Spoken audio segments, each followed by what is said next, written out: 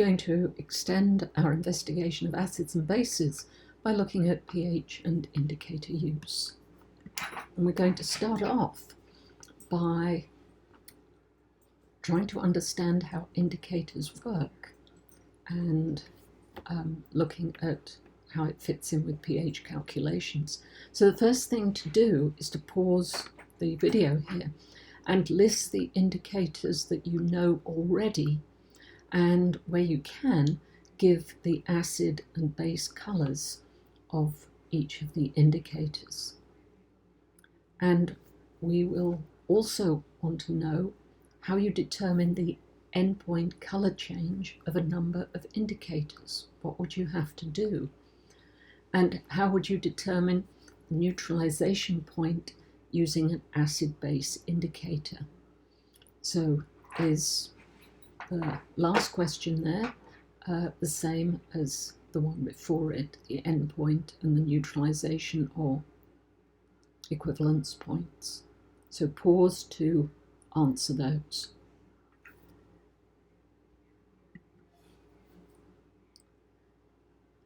And you may be able to fill out this table from what you have just done, or you may have to research some of the data. So you're going to add the acid colour, low pH, and then the high pH colour, the base colour, for each of the indicators listed. And for the bromocresol green at the bottom, also research the pH range. And here's a diagram showing the different colours over pH 0 to 14 for a number of indicators. And what we want to do is explain why they work. The first thing is an indicator is a weak acid, so we can write an equation and go to simplify it by having the formula of the indicator HIN. H is your hydrogen, and in an acid it's going to be a hydrogen ion, and IN is just the indicator anion. And in the reversible reaction, the equilibrium that's set up, because it's a weak acid, most of the acid is in the form of HIN undissociated, and that the undissociated acid HIN has a different colour compared with the dissociated ion IN minus, the anion. And the position of equilibrium is going to be sensitive to the hydrogen ion concentration. So what makes an indicator behave as an indicator is to emphasize that the undissociated acid has a different color to the anion. And how is the equilibrium sensitive to the hydrogen ion concentration? When the hydrogen ion concentration is higher, the equilibrium lies further to the left, and there's going to be more HIN with the acid colour of the indicator predominating. But if the hydrogen ion concentration is low, the equilibrium lies a little bit further to the right, but still not very far.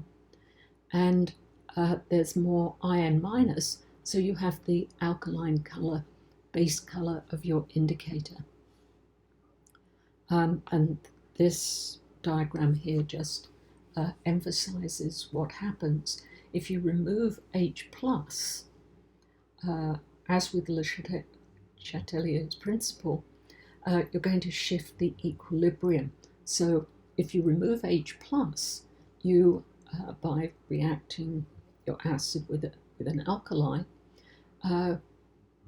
the undissociated acid, more of it dissociates, giving you more of the indicator anion. And so eventually, when you've added enough alkali to your acid, you'll get the base colour. And just pause to read and explain what's happening when you add hydrogen ions. And you're going to use indicators in a titration. So here's a quick review of burette, the Erlenmeyer flask at the bottom, and you're adding indicator. So read that to answer those questions for review, please. In pause. So you're adding 2 drops of an indicator, and it's a weak acid. So in theory, you're adding an acid to the amount of acid, usually 25 centimeter cubed, measured with a pipette, in the Erlenmeyer flask at the bottom of the burette. So you don't want a large amount of the indicator, and 2 drops still allow the colours to be seen without affecting the overall acid's pH in your calculation. And qualitatively, what do you see during the action of an acid-base indicator in a titration? So down in the flask, you've got the indicator is going to have its acid colour in the flask, and if it were phenolphthalein, that would be colourless. And no alkali has been added from the burette, that's level 2. But as you add the alkali, the level in the burette drops and the solution will start to change colour. When you've added enough alkali, swirling the flask may change the colour back, and adding the exact neutralisation plus 1 drop turns the indicator phenolphthalein pale pink. And so you've added an indicator, and I put it, it's a good name because it indicates the end point, the colour change. And the equivalent point is where moles of hydrogen ions will equal moles of hydroxide ions in an acid-alkali titration.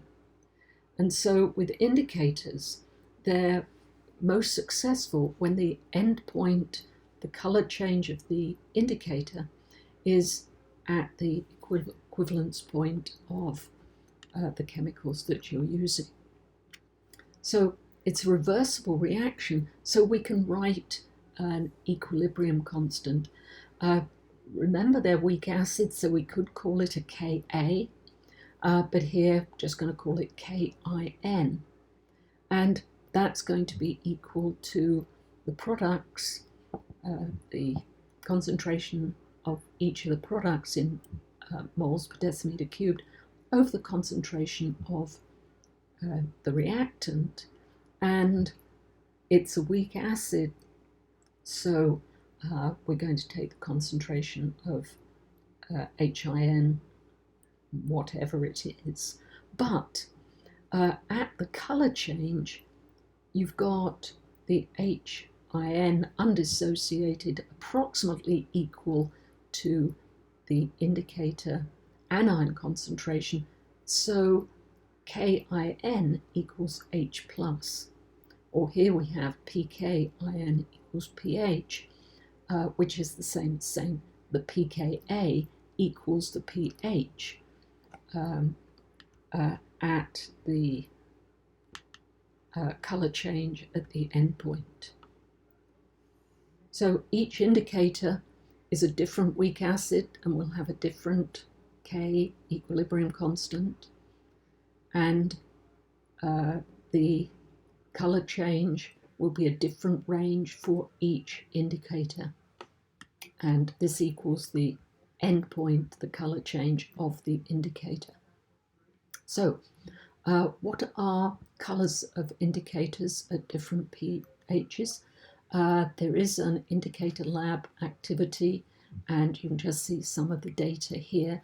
Pause for each one to look at how the colours change from pH 1 to 14, and note the region, the pH value where the colour change occurs. So the first one is thymolphthalein, and pause to look at that one. The second one is cresol purple, and Again, look at that, and you should see that this one changes colour twice. Ignore the 15th one there, which is a repeat of the first. And then methyl red.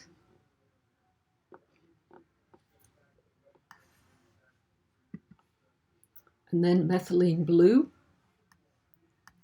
Strangely enough, it doesn't look as though much is happening, but actually look closely at pH 14.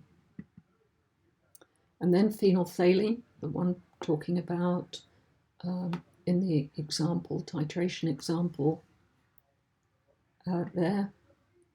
And finally, methyl orange. And then a summary of all of them. Some of the colours are not quite so authentic as others, but you can see the colour changes and the pH of the endpoint of each indicator. So how are you going to choose the best acid-base indicator for a particular titration?